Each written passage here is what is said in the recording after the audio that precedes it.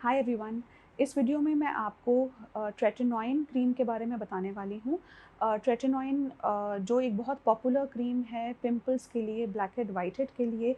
ये एक vitamin A derivative है। तो इस वीडियो में हम बात करेंगे कि ट्रेटिनॉइन क्रीम का हम सही तरीके से इस्तेमाल कैसे कर सकते हैं और कैसे आप ट्रेटिनॉइन क्रीम का मैक्सिमम बेनिफिट उठा सकते हैं। ट्रेटिनॉइन क्रीम किन इंडिकेशंस पे काम करती है, पिंपल्स, ब्लैक हेड्स और वाइट हेड्स के अलावा आप क्या-क्या फ़ायदा इसका उठा सकते हैं। और ट्रेटिनॉइन माइक्रोस्फीयर के बारे में बात करेंगे, जो एक अलग तरह का ट्रेटिनॉइन है जिसके साइड इफ़ेक्ट्स कम हैं।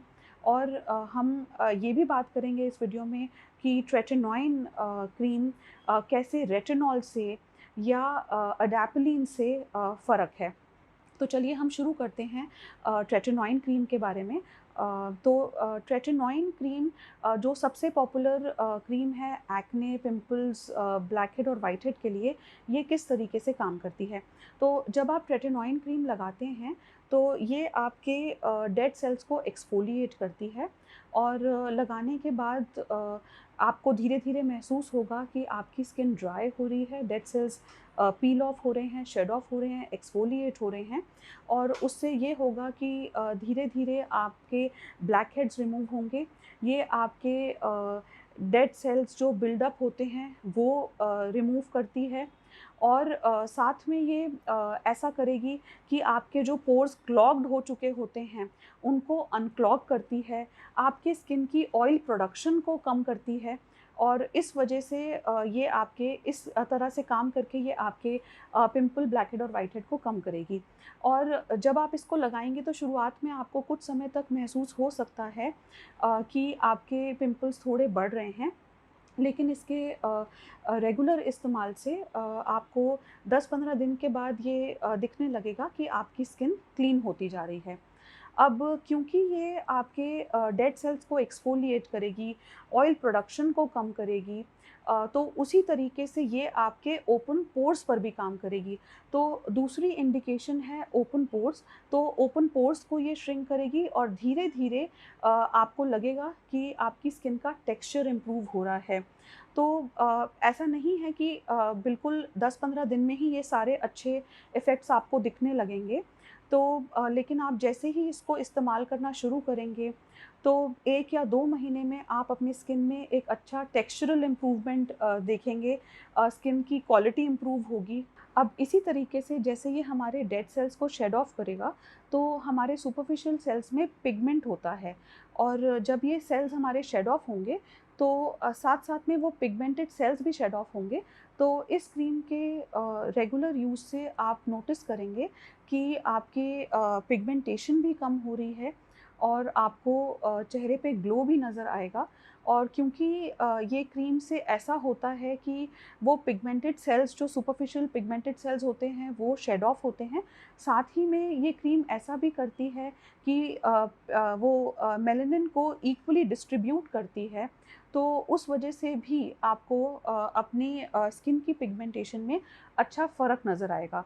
तो pimples, black head, white head और ओपन पोर्स के अलावा ये क्रीम पिगमेंटेशन पर भी अच्छा काम करेगी। और इसके अलावा ये सारी चीज़ें तो हमारी स्किन की सुपरफिशियल लेयर्स में हो रही हैं, यानी कि एपिडर्मिस। लेकिन ये क्रीम डर्मिस पे भी काम करती है, डर्मल लेवल पर भी काम करती है। डर्मल लेवल पे ये क्रीम कोलेजन सिंथेसिस करती है, कोलेजन सेल्स को एक्टिवेट करती है, कोलेजन सिंथेसिस को ट्रिगर करती है और जिसकी वजह से वहाँ पे ब्लड सप्लाई बढ़ा के उन सेल्स को एक्टिवेट करके ये कोलेजन सिंथेसिस करके आपके फाइन लाइंस और रिंकल्स पर भी काम करेगी। तो ये फाइन लाइंस और रिंकल्स को कम करेगी।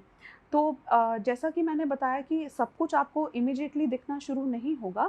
पिंपल्स के लिए आपको कम से कम 1 या 2 महीने इस क्रीम को इस्तेमाल करना होगा और फिर धीरे-धीरे आप इसको इस्तेमाल करते रहेंगे और धीरे-धीरे आप इसका यूज़ कम कर सकते हैं, तो आपको लगेगा कि आप वो रिज़ल्ट सस्टेन कर पा रहे हैं। और फाइन लाइन्स और रिंकल्स में रिज़ल्ट दिखने में कुछ समय लग सकता है। तो क्योंकि ये डर्मल लेवल पे होता है, तो इसके लिए कम से कम 9 महीने, 10 महीने तक आपको लगेंगे ये दिखने में कि आपकी स्किन की क्वालिटी इम्प्रूव हो रही है, टेक्सचर इम्प्रूव हो रहा है, फाइन लाइंस और रिंकल्स थोड़े कम हो रहे हैं। और उसी तरीके से ओपन पोर्स भी श्रिंक होने में थोड़ा समय लगेगा। आप मान के चलिए कि 6 से 9 महीने लगेंगे ओपन पोर्स को में कुछ रिज़ल्ट दिखने में। और फिर इसके अलावा कुछ और इंडिकेशंस जिसमें ये ट्रेटिनोइन क्रीम अच्छा काम करेगी, वो है एक्ने स्कार्स और स्ट्रेच मार्क्स। तो एक्ने स्कार्स और स्ट्रेच मार्क में भी ये इसी तरीके से काम करती है, ये डर्मल लेवल पे काम करती है, कोलेजन सिंथेसिस करती है। और एक्ने स्कार पर क्या-क्या क्रीम्स काम करती हैं, उस पर मैंने एक अलग वीडियो भी बनाई है, जिसका लिंक मैंने डिस्क्रिप्शन बॉक्स में शेयर किया है। और अब हम बात करते हैं स्ट्रेच मार्क्स की। तो स्ट्रेच मार्क्स में भी क्योंकि कोलेजन प्रोडक्शन की ज़रूरत है, तो इसी तरीके से ये क्रीम स्ट्रेच मार्क्स पर भी काम करेगी और कोलेजन प्रोड्यूस करके ये आपके स्ट्रेच मार्क्स में को नैरो करेगी, शैलो करेगी। लेकिन इसमें काफ़ी समय लग सकता है, जैसे कि इसमें 9 महीने से 1 साल तक का समय लग सकता है। और स्ट्रेच मार्क्स में ये ज़्यादा अच्छा काम उन स्ट्रेच मार्क्स पे करेगी जो थोड़े रीसेंट स्ट्रेच मार्क्स हैं, जो ज़्यादा रेड हैं, जो नए स्ट्रेच मार्क्स हैं, जिन्हें हम स्ट्राया रूब्रा भी कहते हैं। और अब हमने सारी इंडिकेशंस की बात कर ली, तो इसके अलावा क्योंकि जैसा मैंने बताया कि ट्रेटिनोइन क्रीम डेड सेल्स को एक्सफोलिएट करती है, इसी वजह से ये कुछ क्रीम्स का पेनिट्रेशन भी एनहांस करती है। जिसका मतलब है कि कुछ क्रीम्स के साथ इसे मिलाया जाता है ताकि वो क्रीम्स और ज़्यादा अच्छा हमारी स्किन में पेनिट्रेट कर सकें।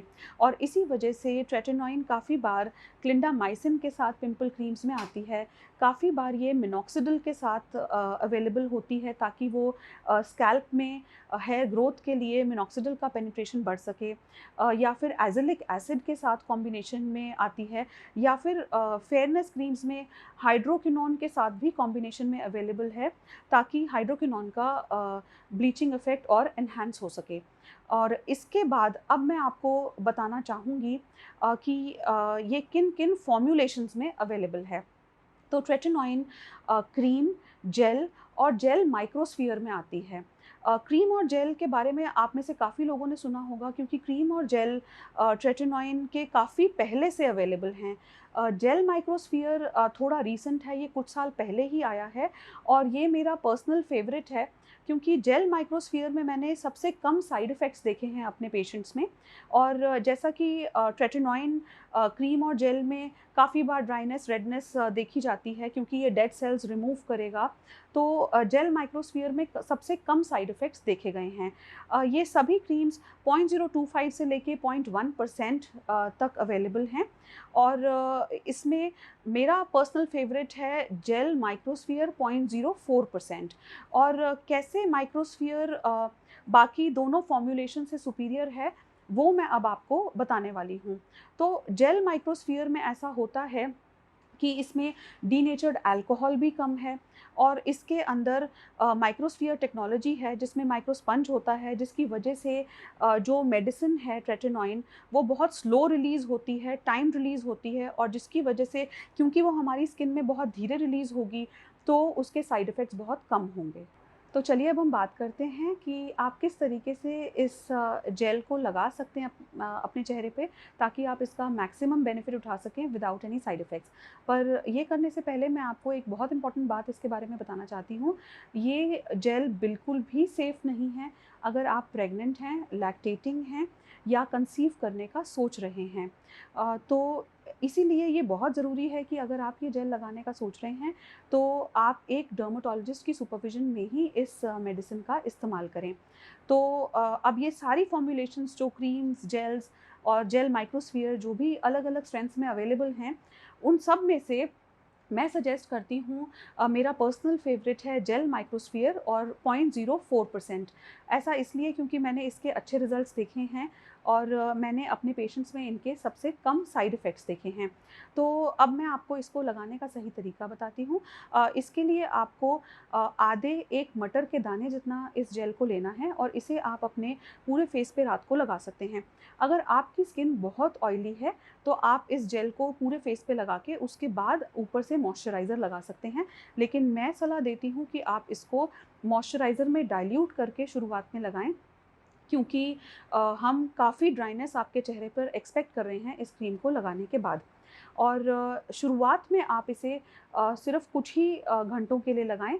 अगर आप जेल माइक्रोस्फीयर लगा रहे हैं, तो आप इसे 3 घंटे के लिए लगा सकते हैं और धीरे-धीरे आप अपने दिन और आवर्स बढ़ा सकते हैं। यानी कि शुरुआत में आप अल्टरनेट डे लगा के और फिर धीरे-धीरे आप इसे डेली लगाएँ और इसे आप ओवरनाइट लगाएँ। लेकिन अगर आप ट्रेटेनॉइन प्लेन लगा रहे हैं, जो कि नॉन माइक्रोस्फीयर है, तो आपको, क्योंकि हम उससे बहुत ज़्यादा इरिटेशन, रेडनेस, बर्निंग एक्सपेक्ट कर रहे हैं, क्योंकि वो ज़्यादा इरिटेटिंग है, तो इसे आप शुरुआत में सिर्फ़ आधा घंटा ही लगाएँ और धीरे-धीरे आप इसका समय और इसके दिन बढ़ा सकते हैं। और जब आप इन जेल्स को लगा रहे हैं, तो साथ में मॉइस्चराइज़ करना बहुत ज़रूरी है। मॉइस्चराइज़र के अलावा सनस्क्रीन लगाना बहुत ज़रूरी है।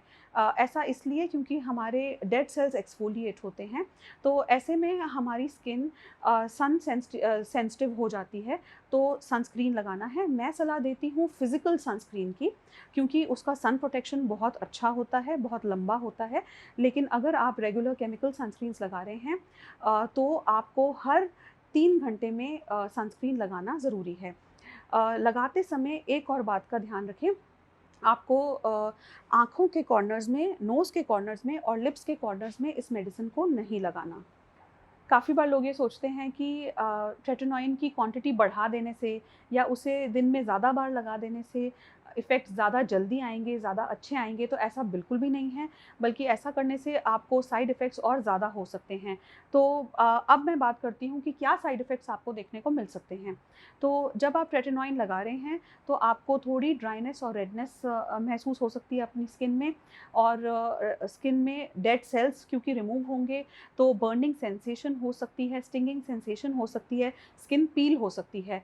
ऐसा थोड़ा बहुत अगर हो रहा है तो ये नॉर्मल है, लेकिन अगर बहुत ज़्यादा हो रहा है तो इसका मतलब आप क्वांटिटी ज़्यादा ले रहे हैं, आप सही तरीके से नहीं लगा रहे, आप मॉइस्चराइज़र ज़्यादा नहीं लगा रहे, या आप सही मॉइस्चराइज़र नहीं लगा रहे, या फिर आप साथ में एक ऐसा फेस वॉश इस्तेमाल कर रहे हैं जो ऑयली स्किन के लिए बना है। तो मैं सलाह देती हूँ कि आप फेस वॉश एक नॉर्मल इस्तेमाल करें जब आप एक स्ट्रॉन्ग ट्रेटेनॉइन जैसी क्रीम लगा रहे हैं।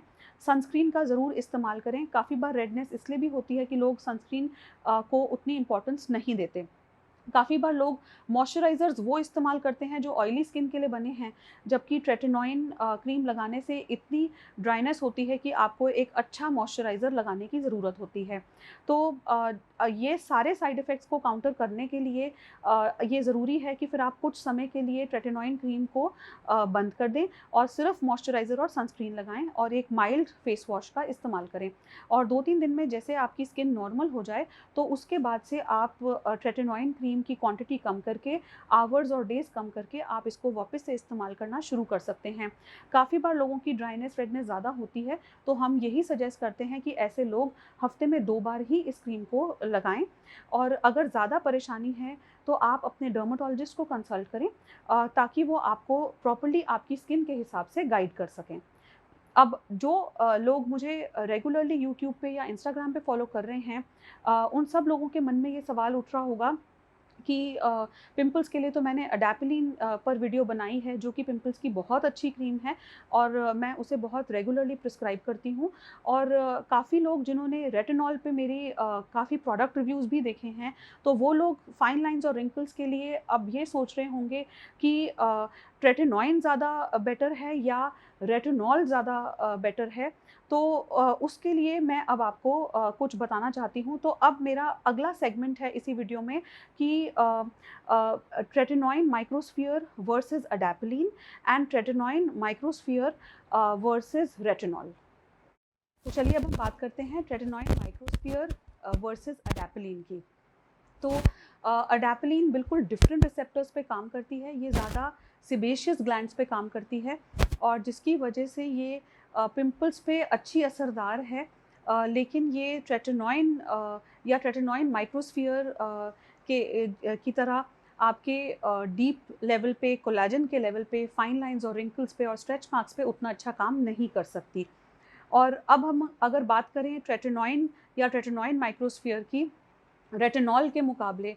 तो उसमें ये ज़रूरी है समझना कि जब हम कोई भी रेटिनॉइड अपनी स्किन पे लगाते हैं, तो इन सब को रेटिनोइक एसिड में कन्वर्ट होने की ज़रूरत है हमारी स्किन के रिसेप्टर्स पे काम करने के लिए। रेटिनॉइन या रेटिनॉइन माइक्रोस्फीयर क्योंकि रेटिनोइक एसिड के फॉर्म में ही अवेलेबल है, तो ये डायरेक्टली हमारी स्किन पे लग सकता है और बहुत जल्दी बहुत अच्छा बहुत स्ट्रॉन्ग असर दिखाता है। और रेटिनॉल बहुत ही माइल्ड है और इसको हमारी स्किन में बहुत ज़्यादा कन्वर्ट होने की ज़रूरत है और तब जाके ये रेटिनोइक एसिड में कन्वर्ट होके ये हमारी स्किन में स्किन के सेल्स पे अटैच होगा और उसके बाद असर दिखाएगा। इसलिए रेटिनॉल ट्रेटिनॉइन या ट्रेटिनॉइन माइक्रोस्फीयर के मुकाबले बहुत ज़्यादा वीक है, तो उसका रिज़ल्ट बहुत कम है। तो ऐसा आप सोच सकते हैं कि रेटिनॉल हल्का है, तो उसके साइड इफ़ेक्ट्स भी कम होंगे, ये सच है। लेकिन उसी लिए मैं सजेस्ट करती हूँ कि आप ट्रेटिनॉइन की जगह ट्रेटिनॉइन माइक्रोस्फीयर इस्तेमाल करें ताकि साइड इफ़ेक्ट्स भी कम हों और रिज़ल्ट्स भी आपको अच्छे लगें। आई होप आपको ये ट्रेटिनॉइन की वीडियो इन्फॉर्मेटिव लगी, तो प्लीज़ इसे लाइक और शेयर कीजिए और स्किन और हेयर से रिलेटेड और इन्फॉर्मेटिव वीडियोस के लिए हमारे यूट्यूब चैनल पर सब्सक्राइब कीजिए, जिसका नाम है दादू मेडिकल सेंटर, और बेल आइकन पर क्लिक कीजिए ताकि आपको हमारे वीडियोज़ की नोटिफिकेशन मिल सके।